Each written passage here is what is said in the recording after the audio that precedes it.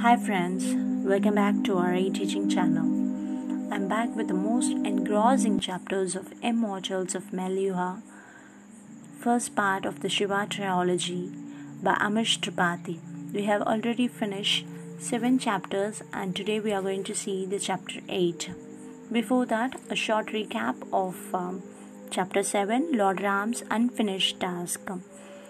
In the chapter, we saw there is a long conversation between Shiva, Emperor Daksha, Kanakala, and Parvateshwar, and they list out numerous reforms made by Lord Ram to the territory, that is the empire of Suryavanshis, and they discuss about Somras, how Somras is made, where it is made, and about Maika system. And in the chapter, we also saw Shiva gets to know the Somras is the reason for his throat turning blue, and at the end Daksha truly overwhelms that if anybody can change the entire universe, it is none other than our Lord Shiva. So now let's move into the chapter 8, Drink of the Gods. Shiva and Nandi were walking back to the royal guest house. Shiva had decided he wanted to eat lunch alone. Nandi walked a few steps behind, his head bowed in self-recrimination. "My lord, I am so sorry." Shiva turned around to gaze at Nandi. "You are right, my lord. We were so lost in our own troubles and the search for the Nilakant that we didn't realize the unfairness of our actions on immigrants. I misled you, my lord. I lied to you." Shiva did not say anything. He continued to stare intensely into Nandi's eyes. "I'm so sorry, my lord. I have failed you. I'll accept whatever punishment you give me." Shiva's lips broke into a very fine smile. He patted Nandi lightly on his shoulders, signaling he had forgiven him, but his eyes delivered a clear message. "Never lie to me again, my friend." Nandi nodded and whispered, "Never, my lord. I'm so sorry." "Forget it, Nandi," said Shiva, his smile a little broader now. "It's in the past." They turned and continued walking.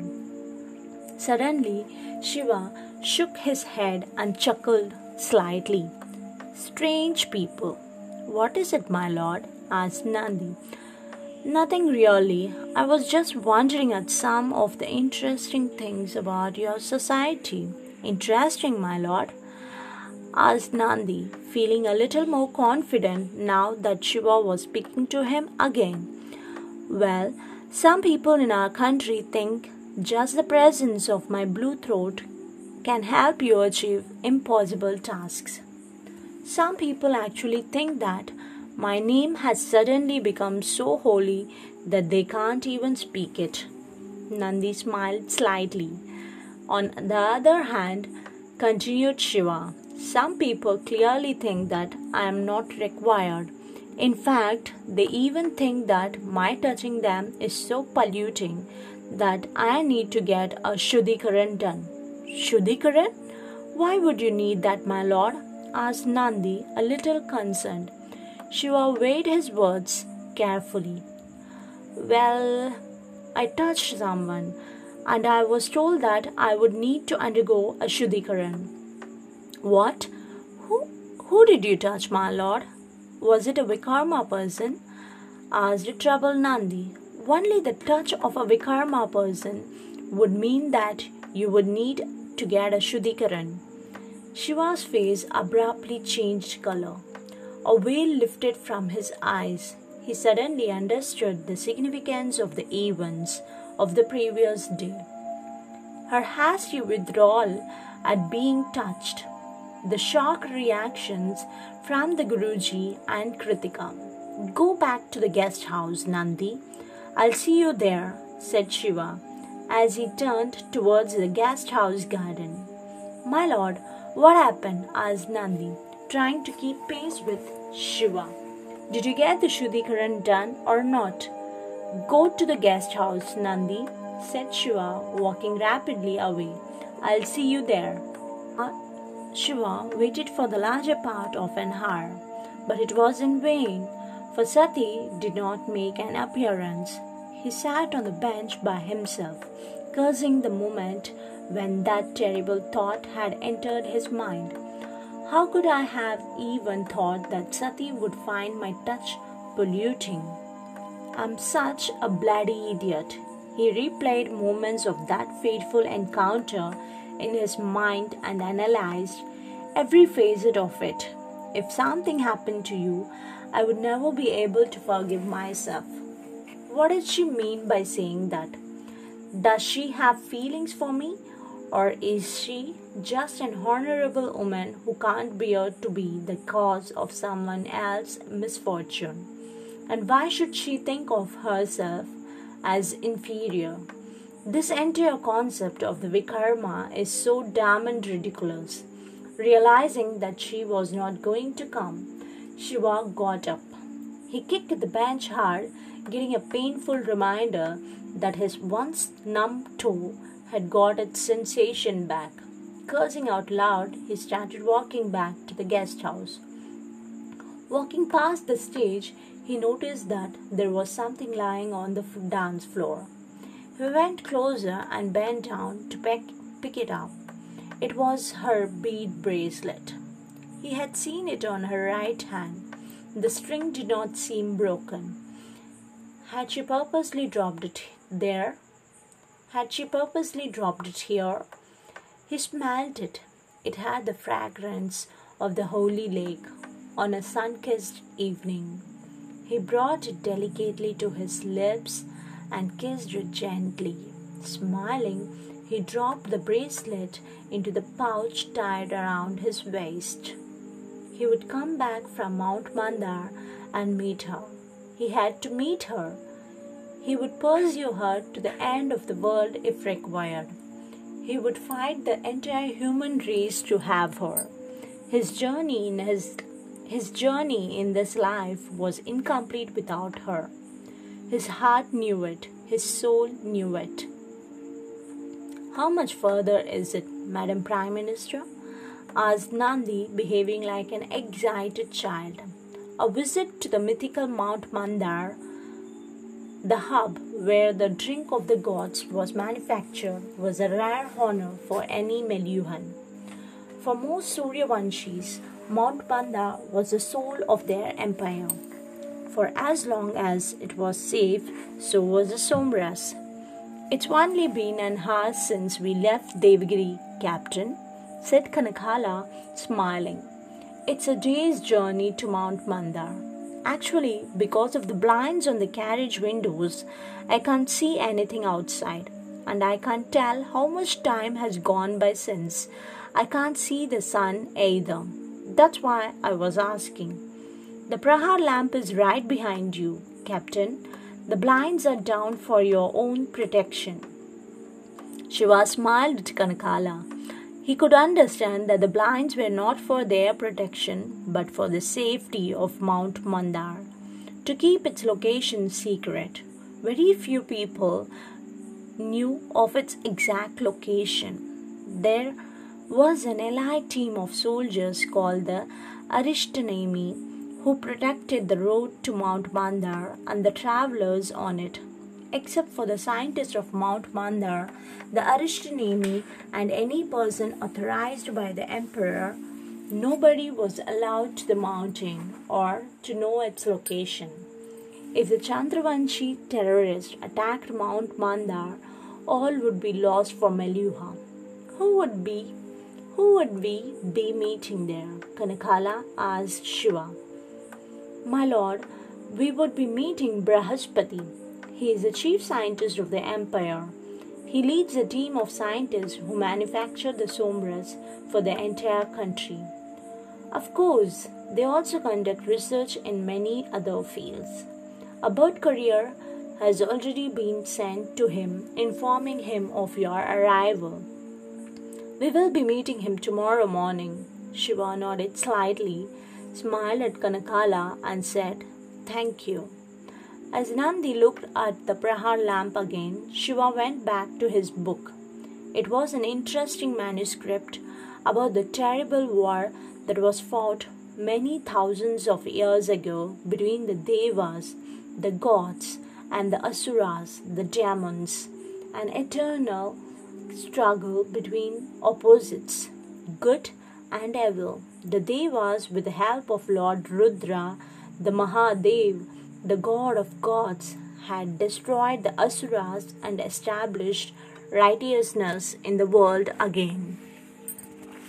"I hope you slept well, my lord," said Kanakala as she welcomed Shiva and Nandi into the chamber outside Brihaspati's office. It was the beginning of the last prahar of the first prahar. Days began early at Mount Mandar. "Yes, I did," said Shiva, though there was a strange rhythmic sound on through the night. Kanakala smiled but did not offer any explanation. She bowed her head and opened the door to let Shiva into Brihaspati's office. Shiva walked in, followed by Kanakala and Nandi. There were various strange instruments spread throughout Brihaspati's large office, neatly organized on the tables of different heights. There were palm leaf notes alongside each of the instruments where some experiments had clearly been conducted. The room was a restrained blue. There was a large picture window in the corner which afforded a breathtaking view of the dense forest at the foot of the mountain. At the center, many simple low seats had been arranged together in a square. It was a frugal room in line with a culture that celebrated simplicity over style at every turn. Brihaspati was standing in the center of the room, his hands folded in a namaste. Of medium height, much shorter than Shiva, his wheat-colored skin, deep-set eyes, and well-manicured beard gave Brihaspati a distinguished appearance. A clean-shaven head, except for the choti, and a serene expression gave his face an intellectual look. His body was slightly overweight. His broad shoulders and barrel chest would have been markedly pronounced if they had been exercised a bit, but Brihaspati's body was a vehicle for his intellect and not the temper that it is to a warrior or a kshatriya. Brihaspati wore a typical white cotton dhoti and an angavastram draped loosely over his shoulders. He wore a janu tied from his left shoulder down to the right side of his hips. "How are you, Kanakala?" asked Brihaspati. "It has been a long time." "Yes, it has, Brihaspati," said Kanakala, greeting Brihaspati with a namaste and a low bow. Shiva noticed that the second amulet on Brihaspati's arm showed him as a swan, a very select chosen tribe among Brahmins. "This is Lord Shiva," said Kanakala, pointing towards Shiva. "Just Shiva will do." "Thank you," smiled Shiva, with a polite namaste towards Brihaspati. "All right then, just Shiva it is, and who might you be?" asked Brihaspati, turning towards Nandi. "This is Captain Nandi," answered Kanakala, "Lord Shiva's aide." "A pleasure to meet you, Captain," said Brihaspati, before turning back to Shiva. "I don't mean to sound rude, Shiva, but would it be possible for me to see your throat?" Shiva nodded. As he took off his cravat, Brihaspati came forward to examine the throat. His smile disappeared as he saw Shiva's throat radiating a bright blue hue. Brihaspati was speechless for a few moments. Slowly gathering his wits, he turned towards Kanakala. "This is not a fraud. The color comes from the inside." "How is this possible? This means that—" "Yes," said Kanakala softly with a happiness that seemed to emanate from deep inside. "It means the Nilkanth has come.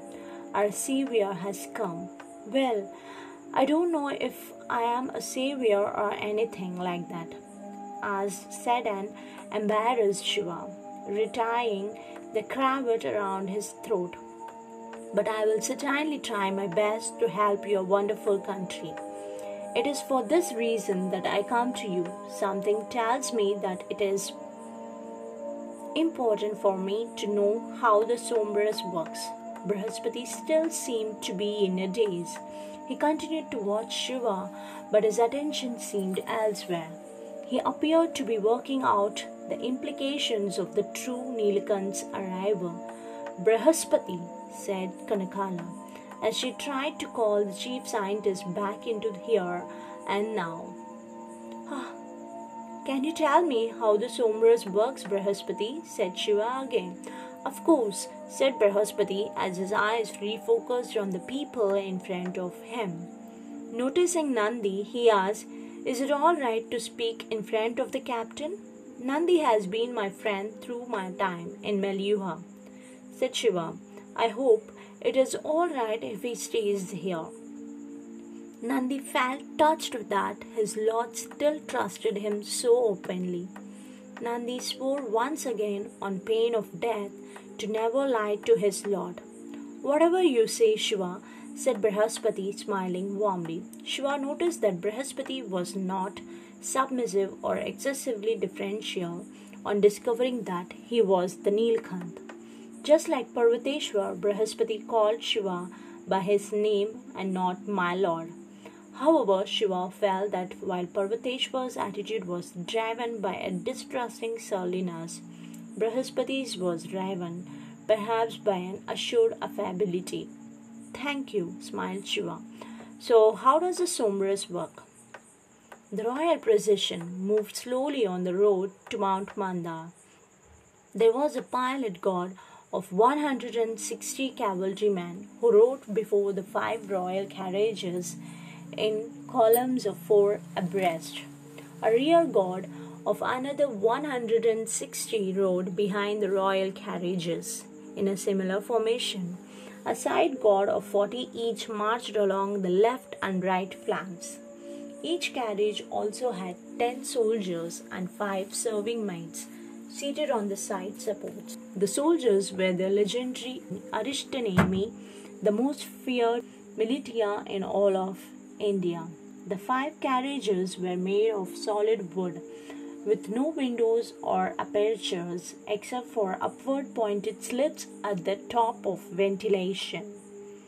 There was a grille in front behind the rider to allow in light and air, and this could be shut instantly in case of an attack.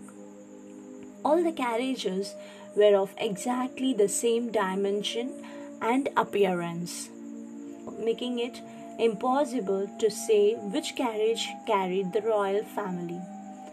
If a person had Divya Drishti, divine vision, to look beyond what human eyes could see, he would observe that the first, third, and the fourth carriages were empty.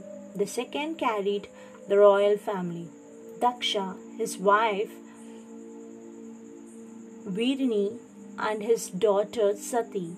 The last carriage carried Parvateshwar and some of his key brigadiers. Father, I still don't understand why you insist on taking me along to pujas. I am not even allowed to attend the main ceremony, said Sati. I have told you many times before, smiled Daksha, as he patted Sati's hand fondly. None of my pujas are complete and pure till I have seen your face. I don't care about the Daman law. Father, whispered Sati, with an embarrassed smile and a slight reproachful shake of her head. She knew it was wrong of her father to insult the law. Sati's mother, Virni, looked at Daksha with an awkward smile. Then, taking a quick look at Sati, returned to her book. At a short distance from the royal procession, hidden by the dense forest, a small band of 50 soldiers slunk along silently. The soldiers wore light leather armor. On their torso bore 2 swords, a long knife and had a heart shield made of metal and leather tied loosely around their back. Their shoes had grooves to hold the 3 small knives.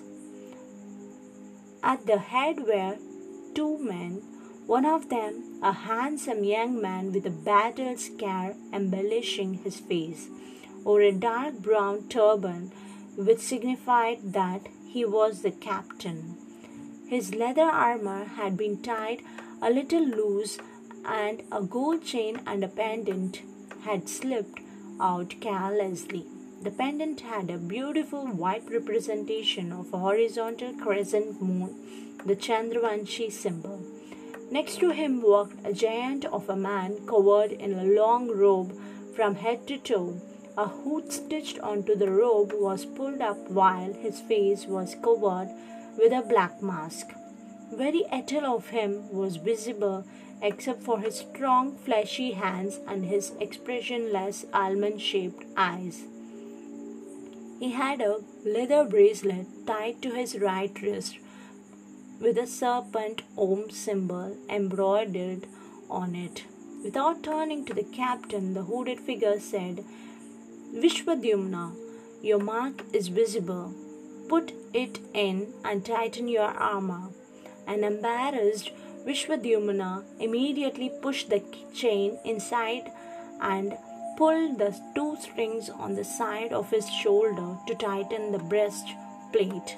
"My lord, begging your pardon," said Vishwadyumna, "but perhaps we could move ahead to confirm that this is the route to Mount Mandar.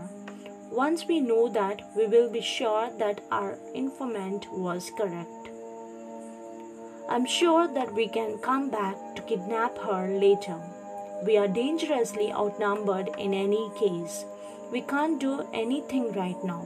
The hooded figure replied calmly, "Vishwadyumna, have I ordered an attack?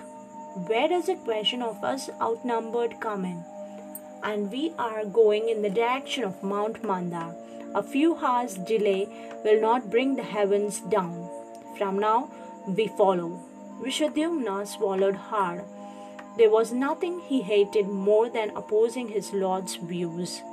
After all, it was his lord who had found the rare Suryavanshi sympathetic to their cause. This breakthrough would make it possible for them to rip out and destroy the very heart of Meluha. He spoke softly, "But my lord, you know the queen does not like delays. There is unrest brewing amongst the men that perhaps the focus is being lost." The hooded figure turned sharply. His body seemed to convey anger, but his voice was composed. "I'm not losing focus. If you want to leave, please go. You will get your money. I will do this alone if I have to." Shocked to see the rare show of emotion on his leader, Vishwadyumna retracted immediately. "No, my lord, that is not what I was trying to imply. I'm sorry. I'll stay with you till you release me. You are right. A few hours will make no difference when we have waited for centuries." Platoon continued tracking the royal caravan silently. At a conceptual level, how the Sangras works is ridiculously simple, said Brihaspati. The almost impossible task was to convert the concept into reality. There was the genius of Lord Brahma. "Jai Shri Brahma, Jai Shri Brahma," repeated Shiva, Kanakala, and Nandi. Before understanding how the medicine slows down the aging process dramatically, we have to understand what keeps us alive, said Brihaspati. There is a fundamental thing that none of us can live without. Shiva stared at Brihaspati, waiting for him to expound. "That fundamental thing is energy," explained Brihaspati. "When we walk, talk, think, that is when we do anything that can be called being alive. We use energy." "We have a similar concept amongst our people," said Shiva, "except we call it Shakti." "Shakti?" asked a surprised Brihaspati. "Interesting. That word has not been used to describe energy for many centuries. It was a term of the Pandyas, the ancestors of all the people of India. Do you know where your tribe came from, their lineage? I'm not really sure, but there is an old woman in my tribe who claims to know everything about our history. Perhaps we should ask her when she comes to Devgiri. Perhaps we should, smiled Brihaspati. In any case, getting back to the subject, we know nothing can be done by our body without energy. Now, where does this energy come from? From the food that we eat, suggested Nandi timidly. He was finally getting the confidence to speak in front of such important people. Absolutely right. The food that we eat stores energy, which we can expend. That's also why, if we don't eat, we feel weak. However, you don't get energy just by getting food, just by eating food. Something inside the body has to draw the energy so that we can put it to good use. Absolutely, agreed Shiva. The conversion of food into energy is done by the air we breathe, continued Brihaspati. The air has various gases in it. One of these gases is called oxygen, which reacts with our food and releases energy. If we don't get oxygen, our body would be starved of energy and we would die. But this is a process that keeps us alive, said Shiva. What does the medicine have to do with it? The medicine has to work on that which causes us to grow old, become weaker, and die. Brihaspati smiled. What I told you does have something to do with how we age, because as it appears, nature has a sense of humor. The very thing that keeps us alive is also what causes us to age and eventually die. When oxygen reacts with our food to release energy, it also releases free radicals called oxidants. These oxidants are toxic as well. When you leave any fruit out and it goes bad, it's because it has been oxidized, or the oxidants have reacted with it to make it rot. A similar oxidizing process causes metals to corrode. It happens especially with the new metal we have discovered, iron. The same thing happens to our body when we breathe in oxygen. The oxygen helps convert the food we eat into energy. But it also causes a release of oxidants in our body which start reacting inside us. We rust from the inside out and hence age and die. By the holy god Agni, exclaimed Nandi, the very thing that gives us life also slowly kills us. Yes, said Brihaspati. Think about it. The body tries to store everything that you need from the outside world to survive. It stores enough food so that even if you don't eat for a few days, you won't die. It stocks up on water so that a few days of thirst will not kill you. It seems logical, right? If your body needs something, it keeps some of it as backup for possible shortages. Absolutely, agreed Shiva. On the other hand, the body does not store enough oxygen, the most crucial component of staying alive, to last for more than just a few minutes. It does not make sense at all. The only explanation can be that the body realizes that despite being an elixir, oxygen is also a poison. Hence, it is dangerous to store. So, what did Lord Brahma do? Asked Shiva. After a lot of research, Lord Brahma invented the sombras, which when consumed reacts with the oxidants, absorbs them, and then expels them from the body as sweat or urine. Because of the sombras, there are no oxidants left in the body. Is that why the sweat released from the body is poisonous the first time after a person drinks the sombras? Yes, your sweat is particularly dangerous. the first time after you drink the somras. Having said that, remember, sweat and urine released from the body even after a person has drunk the somras for years remains toxic.